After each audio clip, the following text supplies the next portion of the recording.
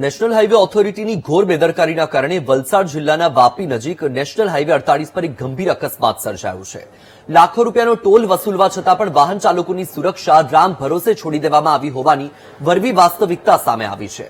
ચોમાસાના પ્રારંભિક વરસાદમાં જ હાઈવે પર વર્ષોથી અધૂરા પડેલા સર્વિસ રોડ અને તેની બાજુમાં આવેલી ખુલ્લી ડ્રેનેજ પર પાણી ફરી વળતા ટ્રક સીધો ડ્રેનેજમાં ખાબક્યો હતો. સદનસીબે અકસ્માતમાં ટ્રક ચાલકનો આબાદ બચાવ થયો છે. મોટી જાનહાનિ ટળી છે, પણ હજારો વાહનોની અવરજવર ધરાવતા માર્ગ પર સુરક્ષા બેરિકેડ કે ચેતવણીના બોર્ડ પણ ન રાખવા બદલ સ્થાનિકોમાં રોષ જોવા મળી રહ્યો છે.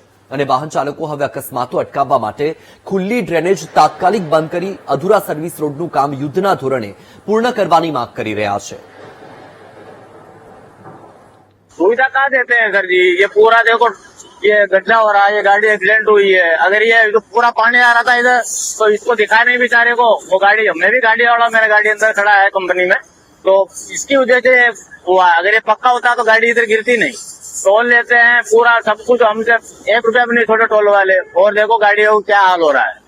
एक पार्टी है पानी से भरा हुआ था, गाड़ी इधर आया, इसको दिखा नहीं, और ये टूल वाला सब इतना पैसा लेता है हम लोग को, और यही भरा रहता तो अभी एक्सीडेंट नहीं होता.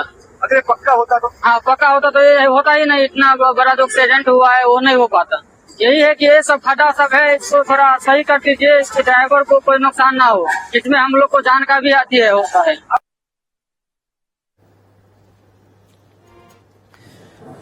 તો આ દ્રશ્ય તમારી ટીવી સ્ક્રીન પર તમે જોઈ રહ્યા છો. દક્ષિણ ગુજરાતથી સામે આવ્યા છે અને આ જે પરિસ્થિતિનું નિર્માણ થયું છે, આ જે અકસ્માત થયો છે, નેશનલ હાઈવે ઓથોરિટીની ઘોર બેદરકારીના કારણે. જી હા, વલસાડ જિલ્લાના વાપી નજીક નેશનલ હાઈવે 48 પર એક ગંભીર અકસ્માત થયો. લાખો રૂપિયાનો ટોલ વસૂલવામાં આવે છે, પણ જ્યારે વાત આવે છે સુવિધાની, જ્યારે વાત આવે છે સુરક્ષાની, ત્યારે આવી લાલિયાવાડી જોવા મળે છે. રામ ભરોસે છોડી દેવામાં આવી છે લોકોની સુરક્ષા, અને આ વરવી વાસ્તવિકતા છે. ચોમાસાનો પ્રારંભ અને પ્રારંભિક વરસાદમાં જ હાઈવે પર વર્ષોથી અધૂરા પડેલા સર્વિસ રોડ, તેની બાજુમાં આવેલી ખુલ્લી ડ્રેનેજ અને તેના પર પાણી ફરી વળ્યું અને તેના કારણે આ ટ્રક ડ્રેનેજમાં ખાબક્યો. રાહતની વાત તો એ છે કે ટ્રક ચાલકનો આબાદ બચાવ થઈ ગયો, કોઈ જાનહાનિ થઈ નથી. પણ વાત જ્યારે સુરક્ષાની આવે છે ત્યારે આ બેદરકારી ખૂબ જ ગંભીર કહેવાય. સ્થાનિક લોકોમાં ખૂબ જ રોષ છે, કારણ કે અહીં સુરક્ષાના ભાગરૂપે નથી કોઈ બેરિકેડ કરવામાં આવ્યું કે નથી કોઈ ચેતવણીના બોર્ડ રાખવામાં આવ્યા.